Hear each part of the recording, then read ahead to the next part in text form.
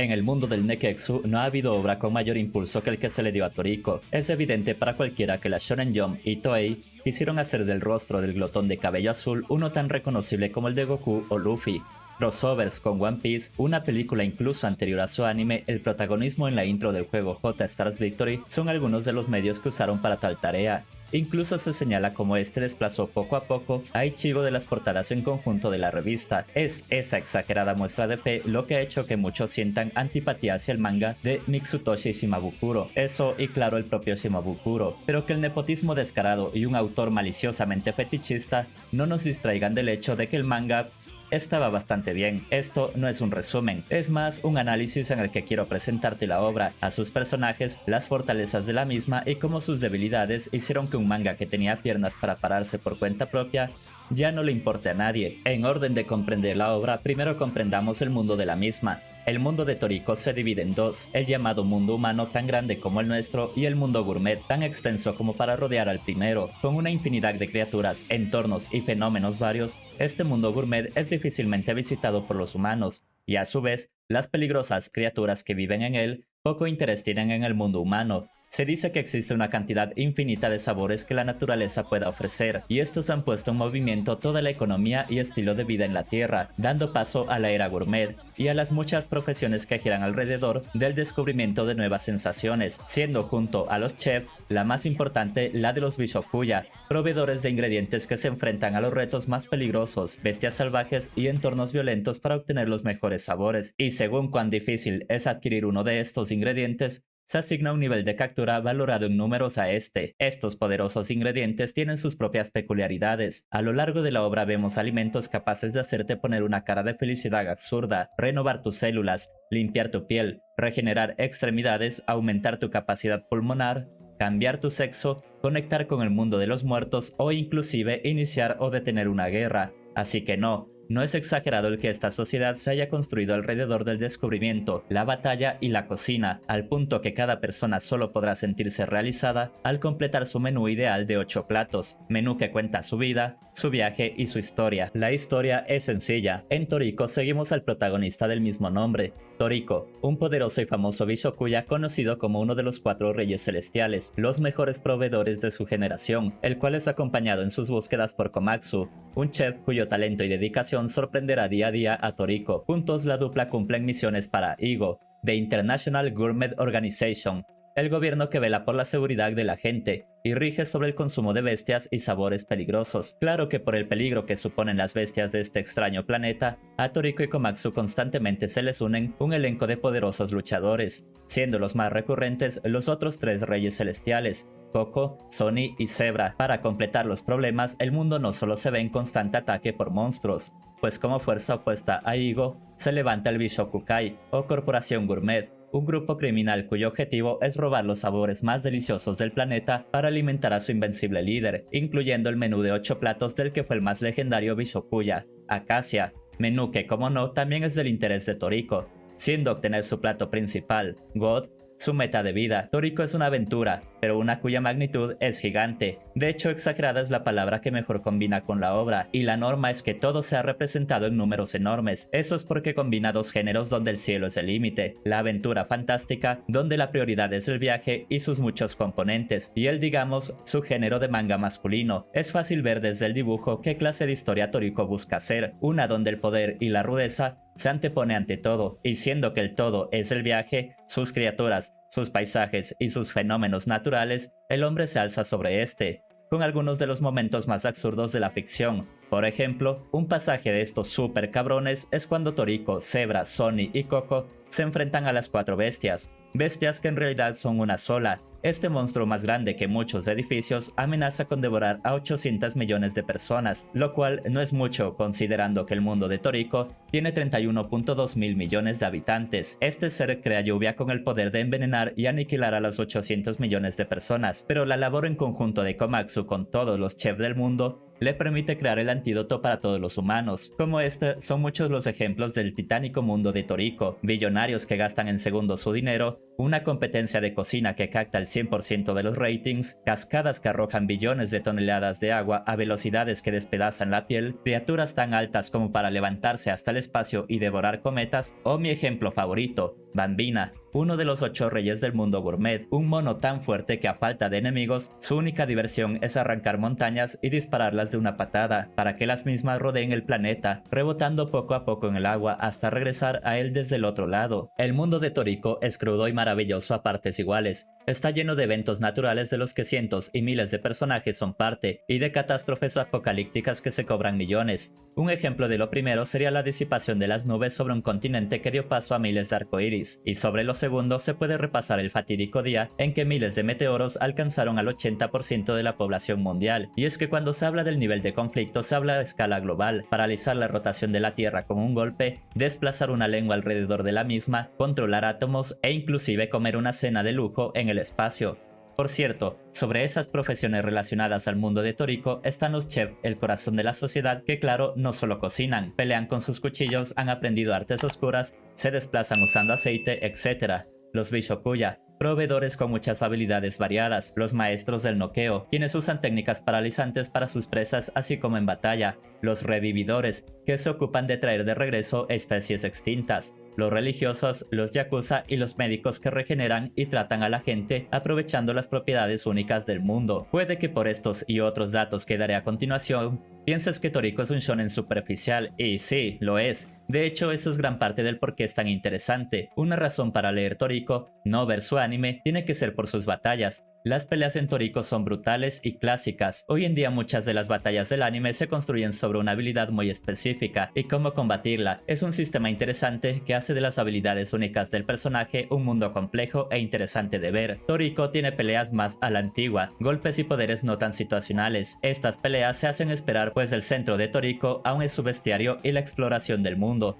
Pero cuando llegan, son muchos capítulos que pueden resumirse en jugarse el todo por el todo. Estas tienen su grado de estrategia, siempre claro usando la lógica interna de la serie. Su lado exhibicionista, donde el centro es detallar cuán poderoso es el nuevo golpe y cómo se recibe. Y su lado, porque esto es un triángulo, de forcejeo, donde puños y patadas vuelan. Por ejemplo, el Toriko vs Tommy Rod es una pelea brutal. Tommy Rod, una incubadora humana de insectos, pelea de forma violenta y sin pausa. Este se las arregla para ofrecer un espectáculo con sus insectos, tanto a larga como corta distancia. Toriko se esfuerza de forma salvaje. Hay puñetazos, mordidas, se atraviesan cuerpos, se arrancan carne, hay power-ups como Toriko recordando que tiene piernas, y hay demostraciones de poder absurdas como crear terremotos al temblar de frío, paneles como Toriko siendo devorado por bichos violentos, momentos aterradores y momentos de paz tras la batalla que incluso le cuesta un brazo al ogro de cabello azul. Otra batalla que puedo destacar es la de Coco versus el chef Lead Bear, un experto en cocina y juegos de azar. La pelea con Lead Bear es mental. Coco, con su poder para ver las ondas electromagnéticas, se enfrasca en un juego donde el chef y él deben comer plato tras plato al azar, lo que incluye alimentos peligrosos como bombas o bananas eléctricas, en un juego donde gana quien no pueda comer más o quien muera. Coco vence creando una secuencia de alimentación en la que su oponente termina por hacerse daño con los ingredientes más inofensivos. Y es que algo que notas tanto en las batallas, así como en el mundo, es que hay un toque bastante inteligente por detrás. Este es de esos mangas llenos de curiosidades, algunas reales, otras exageradas y un par de inventadas, que complementan la narración de la obra. Se despliegan para hacernos entender un poco de este absurdo mundo, al tiempo que trazan la estrategia de sus personajes. Sí, hay muchas peleas de fuerza, pero la narración no pierde la oportunidad de detallar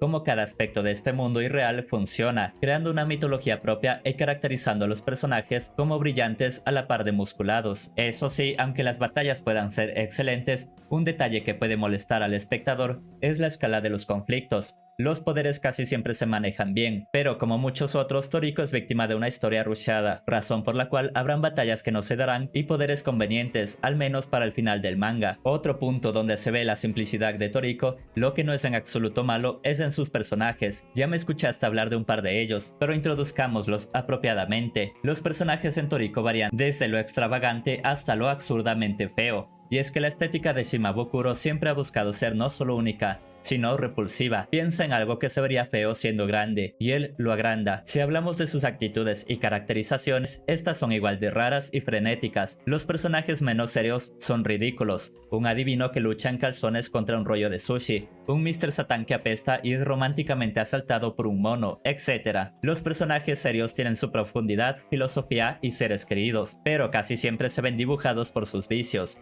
Un anciano bebedor, una abuelita que luce como y hace cosas de abuelita, un malhumorado, etc. Y para mal o bien, Toriko y Komatsu, protagonistas del manga, son los más completos. A los personajes más importantes los podemos dividir acorde a su grupo de pertenencia, y estos grupos son las leyendas vivientes. Pese a que esta historia no tiene tanta influencia del pasado como se creería, existen ciertos personajes que desde hace 500 años y hasta ahora son considerados los más fuertes y actores clave en los momentos más tensos y de mayor peligro en el mundo, fungiendo como maestros, guías y precursores. Entre ellos están Acacia, la mayor leyenda, el iniciador de la era gourmet y cuyo menú impulsa los deseos de todos. Rose, esposa de Acacia y una vez la mejor chef del mundo, cuya figura resulta incluso más importante que Acacia, pues su presencia une a los personajes más enemistados. Y Chirryu, presidente de Igo, alumno de Acacia y figura paterna de los reyes celestiales. Jiro, el otro alumno de Acacia, hoy convertido en un viejo bebedor, pero también el tipo que aparece para salvar la situación. Y Sexuno, la mejor chef de la actualidad, pareja de Jiro y quien resulta ser la fuente de conocimiento del manga y el mejor apoyo en aventuras. El segundo grupo y protagonista de la historia son los reyes celestiales, la nueva y pronto más poderosa generación de Bishokuyas, los cuatro criados y entrenados por Ichirio. Toriko es grande, tosco y sobre todo hambriento. En una primera impresión, Toriko es un protagonista desagradable, bárbaro y egoísta, actitud que se rebaja a través de los arcos, haciéndolo compasivo, amigable y confiable. Sus técnicas se basan en patadas y golpes que toman aspecto y función de cuchillos y tenedores, así como en concentrar la fuerza de varios puños en uno solo. Coco es el chico bueno, la voz de la razón y la compasión, el tipo listo que además cuenta con el poder de percibir ondas electromagnéticas, con las que ve el futuro y el peligro, además de controlar toda clase de veneno. Sonny, el chico guapo, cuya personalidad se basa en su aspecto y su comedia en enfrentarle a las cosas más desagradables. Él pelea con su cabello. Y finalmente Zebra, el tipo rudo, descortés, sanguinario y temerario, el badass del grupo, el rebelde que constantemente inquieta al resto, aunque en el fondo tiene su corazón. Sus poderes implican el uso del sonido. Abriendo un paréntesis, Toriko es esa clase de shonen donde el protagonista, aun si es superado, no está atado a una institución de superiores en poder a este. Casi siempre es una pieza vital en las peleas, y su participación no se pone en duda. Es más, se incentiva, lo contrario a shonens de institutos o gremios, por ejemplo, pero aún más es de esos shonen donde los personajes ya cuentan con un pasado que les permitió hacerse una fama, tuvieron sus batallas y formaron sus alianzas, por lo que desvelar este pasado y reunir a los personajes se vuelve parte del juego. El grupo ya existe y se debe volver a juntar, lo cual puede ser un problema, porque se eliminan muchas dinámicas, como descubrir y reunir por primera vez a los personajes, pero a cambio se obtiene la posibilidad de hacer tan fuerte al cast como se desee, y traerlo cuando se necesite. Además, como no, crear expectativa en base a cuándo aparecerá cada quien. Zebra de hecho se hace esperar más de 100 capítulos. En tiempos modernos, esta dinámica la conocerán por Nanatsu no Taizai. Los enemigos en general podemos contarlos como el tercer grupo.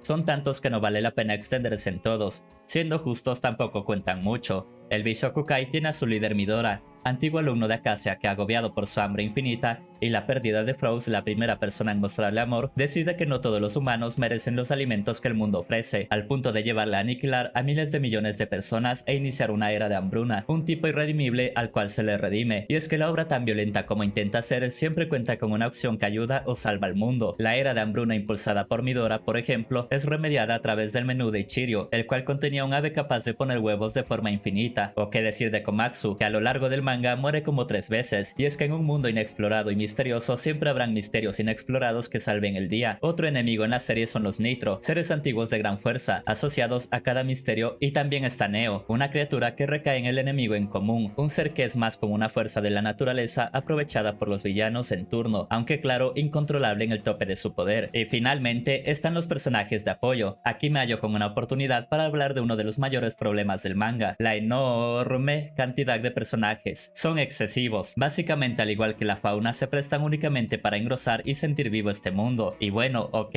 pero créeme, la mayoría no sirve para un carajo. En cada saga se introducen más y más personajes que supones tendrán una historia, un rol o un futuro en el manga. Francamente, hay más practicidad en abandonarlos en sus respectivos arcos, porque de lo contrario solo se sientan sido desperdiciados, sobre todo cuando tras de estos hay metas o promesas que nunca se llevarán a cabo. Si debo destacar a dos de estos, serían Rin, la hermana de Sony y eterna enamorada de Toriko, la cual básicamente existe para darle el toque femenino a esta serie llena de testosterona, que por cierto, ante la falta de mujeres, se inventa para el anime a una periodista que casualmente aparece en las aventuras de Toriko. Aun con ello, la presencia de Rin es mínima y sus habilidades no son suficientes. Y por supuesto está Komatsu, personaje que durante 100 capítulos será molesto, un personaje que le da humanidad a una serie que no la necesita, un metiche que se une a Toriko a cuenta de nada y francamente desagradable por lo inútil que resulta. Y los otros 216 capítulos será el mejor personaje y mi favorito, el tipo cuyo esfuerzo salva lo que la fuerza no, un héroe que merece la admiración y reconocimiento de todos, y el dueño de un harén bien merecido, conformado por hombres rudos, trapos, chicas adorables y delincuentes. Para que puedas admirar la calidad de personaje que es, he aquí uno de los momentos más entrañables. Durante décadas, en una dimensión donde el tiempo pasa diferente y es fácil perder la cabeza y la voluntad de vivir, Komatsu se las arregló para cocinar un pez que se desplaza a la velocidad de la luz, solo para ayudar al equipo. Todos estos personajes se unen bajo diferentes circunstancias, en diferentes momentos, la mayoría están bastante completos, y muy al contrario que en un shonen de hoy en día, no tienen una clara y limitada participación. El cómo interactúan entre sí y sus relaciones también son interesantes. Muchas veces se juega con la idea del rival, ya sabes, ese personaje que aparece no una sino varias veces, el cual anticipa una feroz batalla de iguales. Eso sí, abusar de este concepto tiene sus problemas. Uno, porque un rival debe ser algo único, o pierde su importancia, y dos, si no cumples con la batalla prometida, se siente como potencial desperdiciado. La rivalidad más importante se da entre Toriko y Star Jung, gran personaje que en un giro inesperado resulta estar más relacionado a Toriko de lo que se creía, rivalidad que culmina en otra batalla espectacular. La relación entre las leyendas vivientes es la de una familia separada por la tragedia, lo que desemboca en batallas que nadie desea que se den, y arrepentimientos. La de los 4 reyes celestiales sigue el estilo de la familia, la rivalidad y el respeto mutuo, y juega con el concepto de unidos venceremos, pero la relación más importante, la que sostiene la mayoría de dinámicas y mueve la aventura, es la de Toriko y Komatsu, y tiene algo curioso por detrás. Toriko le pide matrimonio a Komatsu, bueno, algo así, me explico. Ichirio sugiere a Toriko hacer de Komatsu su chef compañero, alguien que estará junto a él para cocinarle, en las buenas y en las malas, un paralelo a Cassia y Frost, y no miento cuando digo que la tensión sexual entre estos es gigante, es más fuerte y más sana que la que hay entre Naruto y Sasuke. Toriko debe tomar fuerzas para proponer esto a Komatsu, y lo hace mientras comparten la hierba Ozono, que solo puede ser devorada en pareja. Antes, estos ya se bañaban juntos, e incluso para el final de la obra, se puede decir que se fugan juntos, aunque donde más se juega con esta pareja es durante el arco del polvo estelar de Milk. En él sucede el momento más tenso del par, cuando Toriko y Komatsu viajan a conocer al mejor cuchillero del mundo, Milk. Estos se encuentran con el discípulo de este, Milk II, quien les avisa que el primer Milk se adentró miles de metros bajo tierra para hallar materiales. Debido al peligro y a que Komatsu quiere pasar tiempo con Milk, este deja su suerte a Toriko, y la tensión corta como cuchillo de Milk. La trama se divide entre Toriko descendiendo solo ante el peligro y decepcionado de Komatsu, al cual por cierto le pidió su cuchillo favorito para sentirlo junto a él, y Komatsu pasándola bien con Milk, el cual se descubre era una mujer, la que por su poco contacto con hombres empieza a manifestar sentimientos hacia el compañero de Toriko, abriéndose con este e inclusive mostrándose desnuda ante él. Y debo decir, al margen de cuánto impacto tenga la pareja de Toriko y Komatsu en el manga, el cual es bastante, no es curioso como los mangas más masculinos son también los más homoeróticos. Estos mangas que fácilmente puedes distinguir por su dibujo, los cuales destacan los músculos, la masculinidad y la rudeza, y de los cuales Toriko busca formar parte, generalmente contienen una o más escenas que fuera de su contexto parecen apelar a un público gay, yoyos, baki e incluso berserker a veces. No estoy diciendo que se haga así de manera consciente, pero asumo que al enfocarse en un ideal masculino y un cast dominado por hombres, se crea una intimidad donde los personajes no temen admirar los rasgos más varoniles de otros. En el caso de Toriko siento que sí hay una intención clara de replicar este homoerotismo de forma deliberada, no solo porque el par protagónico claramente haga alusión a una unión matrimonial, créeme, leyéndolo es más obvio, sino porque se puede notar mediante la escritura y eventos que Shimabukuro estudió este, llamémoslo, subgénero de mangas super masculinos, seguramente llegando a la conclusión de que esta clase de admiración de hombre a hombre no solo es necesaria, sino que puede dar más juego en orden de atraer más público. Eso me lleva al siguiente punto de este análisis, el estilo y el público al que se dirige. Aunque veo una razón más que clara por la cual Toriko ha sido apartado del mundo del shonen, la cual explicaré más tarde, siento que algo que influyó negativamente en esta obra, al menos durante su publicación, es su estilo ampliamente masculino, y es que Shimabukuro parece haber tenido la intención de rescatar del pasado todos esos mangas de protagonistas hipermusculados, llenos de detalle, rudos y violentos, que una vez dominaron la industria y que increíblemente han vuelto a ser populares gracias a un renovado amor al arte de contar historias con los puños, y claro, los servicios de streaming. Parecerá mala suerte el que Toriko se haya publicado tiempo después de la era de la actitud y tiempo antes de JoJo's 2012. Funas aparte, no me cabe duda que Toriko hoy en día sería un referente de historias masculinas y un abanderado en la estúpida lucha de mi manga viejo es mejor que tu manga nuevo, pero la realidad es que viendo el contenido de la obra notas una contradicción entre estilo y narrativa, la cual aleja a cualquier público. Toriko no pertenece a los rudos y tampoco a los suaves, puede alejar tanto a quienes buscaban de vuelta esta rudeza como al público habitual de la Jump, acostumbrado al shonen de la época. ¿Por qué? Bueno, mira al prota por ejemplo. Toriko se presenta como un tipo vicioso y hedonista, actitudes comunes en este tipo de mangas, claro, usualmente reservada a antagonistas como Yujiro, que puede ser tan orgulloso como fuerte, pero por el tipo de historia que es Toriko, una más absurda y colorida, donde la amistad y el esfuerzo se valora, no puede sostener esta actitud en un protagonista por mucho tiempo, menos si los más populares de la época, Luffy, Ichigo y Naruto, son lo contrario a egoístas. Toriko cambia para ser un prota cuyo porte cuenta una cosa, pero cuya conducta es otra, y las otras actitudes de mangas rudos como el estoicismo o el narcisismo tampoco empatan con un mundo donde siempre debes maravillarte. Si el mundo de Toriko fuera un desierto de peligros tal vez, pero es un mundo de colores, sabores, fenómenos bellos y aterradores, y como los personajes, los clichés de esta clase de series solo quedan como detalles rescatados por Shimabukuro a estos mangas. Y respecto a ese mundo de maravillas y colorido, ya antes rozamos el cómo funciona y ya hablamos de sus personajes, pero aquí el mayor valor de la serie presentado en otros protagonistas, la construcción del mundo y su bestiario, el Death Gore, criaturas grotescas, parecidas a demonios, de más de 50 metros y 200 toneladas. El apetito de estos por los bosques fue equivalente a un evento de extinción masiva, como un supervolcán o un meteoro, hasta que se encontraron en el continente gobernado por los supersónicos lobos de batalla, quienes acabaron con todos. Este es solo una pequeña historia de las muchas maravillas animales y ambientales del mundo. Peces aislados de todo que de un susto pierden su sabor, lluvias que caen con la fuerza de pisadas de gigante, tortugas con volcanes en sus espaldas, dimensiones habitadas por espíritus, demonios hechos por células y un enorme etcétera. El punto más fuerte de Toriko es su mundo y bestiario. Mientras otras series presentan conceptos interesantes rápidamente superados por sus personajes, en Toriko el foco total son las bestias y sus hábitats. Siempre importan y siempre se mantienen estas monstruosidades entre los más fuertes, y es que el entendimiento de Toriko por aventura no es tanto el descubrimiento de un misterio como si el maravillarse por el mundo y sus criaturas. Parecerá poca cosa si solo escuchas de mí que las bestias nacen de la relación de X concepto con X animal, véase pez langosta. La mezcla de cosas es la guía básica para la creación de un bestiario, pero la realidad es que cada criatura es interesante e imponente. El mamut regal, por ejemplo, tiene todo un mapa en su interior que da cuenta cuánto interés tiene el autor en el dibujo de estos seres. Este bestiario tiene reglas y detalles que atraen a cualquier amante de las mitologías, la criptozoología o inclusive el terror. Su presencia en este mundo se sobrepone incluso a la de los villanos y aliados, y el dibujo del manga se corresponde perfectamente a la imponente figura de estos seres, siendo sin duda los más interesantes los 8 reyes del mundo gourmet, criaturas capaces de alterar el ecosistema y por tanto el viaje. El rey mono bambina, cuyo pasatiempo es derribar montañas, el reno del cielo con el poder de controlar el envejecimiento, la ballena luna capaz de tragar todo con su gravedad, de la cual solo la velocidad de la luz escapa, el cuervo emperador que aniquila la vida bajo su sombra, Guinness, el lobo supersónico, Heracles, bestia fantasma que devasta todo con su respiración, la madre serpiente que se alimenta de criaturas espaciales, y el Deros, un poderoso dragón cuyo láser puede vencer a los otros reyes. Pero estos seres y paisajes no solo buscan impresionar por su poder, si bien existe un concepto llamado nivel de captura, un número que crece acorde a la dificultad de obtener estos seres. Este nivel no solo es determinado por la fuerza, sino por cuán especial puede ser la preparación del animal en pantalla o cuán difícil es adentrarse en su ecosistema, haciendo así una guía perfecta del mundo más interesante en cuanto a extensión y vida. Y hablando de ¿cuál es esa comida más difícil de hallar o extraña de preparar de donde eres? ¿Qué nivel de captura le pondrías? Todo en Toriko es sobre la comida, y tratando de adivinar la impresión de quienes no han revisado Toriko, es probable que sientan que el tema del manga es cuanto menos ridículo, más aún cuando te diga que a lo largo de este cada concepto se asocia directamente a la idea de comer, mediante términos y mitos como el honor a la comida, un arte marcial enseñado por maestros de fideos, la voz de los ingredientes, haciendo alusión a que estos escogen al chef que desee que los prepare, los muchos ataques que imitan el comportamiento de utensilios de cocina, como los cuchillos y tenedor de Toriko, la espátula de Sony o los palillos chinos de Chirryu. Pero es que vamos, incluso se habla de dioses a millones de años luz que devoran galaxias sentados en familia. Es claramente la construcción de un mundo alrededor de un tema por lo menos inusual. Y es que hemos visto shonen de piratas, ninjas, aliens, samurai, superhéroes, demonios, detectives, demonios, magos, demonios, mafiosos, demonios, bomberos, etc. Todos mundos que podemos asociar al peligro y cuya facilidad para construir leyendas es relativamente sencilla. Así que con un tema tan aparentemente cerrado como lo es comer, nos preguntaremos qué tanto se puede explotar del mismo. Pues bien, resulta que esta historia donde seguimos a cocineros y comensales mamadísimos es el lienzo perfecto para la aventura. Es más, para mi sorpresa, me ha convencido que el tema idóneo para la exploración y expansión de un mundo, luego del tema de piratas y aventureros, tiene que ser el de chef y proveedor. Esto se consigue de forma natural y sin necesidad de apartar el concepto como en otros shonen. Toriko logra hacer un mundo donde todo lo relativo a comer tenga sentido e importancia. Esto se logra a través de 4 claves. La primera es que la sociedad es consumista. El mundo humano en Toriko es similar al nuestro. La movilidad, el comercio, la moda no son cosas que simulen otra realidad. Sin embargo, sí que existen adelantos tecnológicos superiores y las ya mencionadas profesiones gourmet. En esta sociedad, comer es la máxima de la vida y el entretenimiento, y con los millones de sabores no descubiertos, se ha impulsado una carrera por ver quién adquiere, vende y devora. Inadvertidamente, esta utopía también ha contaminado el mundo, pues claro, si nos referimos de cosas tangibles obtenidas con dinero, habrán quienes no puedan pagarlas. Ya llegaremos a eso. La segunda clave para que funcione este mundo es el menú completo, Hors d'oeuvre o aperitivo, sopa, pescado, carne, plato principal, ensalada, postre y bebida. Son las 8 comidas que conforman un menú, y siguiendo la idea del estatus que supone la comida en este mundo, cada persona desea añadir a su menú un plato excepcional a uno de estas 8 categorías. Pero más allá de la glotonería, el menú completo supone los valores, metas y éxitos de cada persona. No vale añadir platos increíbles sin probar que has comido de ellos. Es una cuestión de honor y labor. Es la dogma que nos resulta extraña pero caracteriza su mundo. La tercera clave se halla en la construcción del mundo. Las criaturas y biomas son algo que acompañará en todo momento. Similar a otras historias, Toriko se centra en la aventura, pero el entendimiento de aventura en esta es que la aventura es consecuencia del mundo salvaje, por lo que los ingredientes, en este caso animales, plantas e inclusive fenómenos naturales, no son menos que la acción en batalla. Y finalmente, la cuarta clave, la acción en batalla, toma como base la extraña biología de sus personajes. Hay un par de técnicas que se acercan a lo espiritual, pero por norma general, aún los espectros y fenómenos sobrenaturales son asociados a lo físico, a la materia. Por ejemplo, los personajes cuentan con demonios internos, los demonios del apetito, que resultan ser células especiales con conciencia propia, y siendo que la acción parte de la biología de sus personajes, pues obviamente la comida como fuente de energía cobra protagonismo. Así que sí, basar un mundo en el acto de comer y cocinar es posible. Lamentablemente, la profundidad del mundo es directamente opuesta a la profundidad del conflicto. Como mencioné antes, Toriko sí es una historia un tanto superficial. Todo este mundo es propenso a tener problemas sociales al basarse en el consumismo y comercio, y el autor no ignora que estos puedan ocurrir.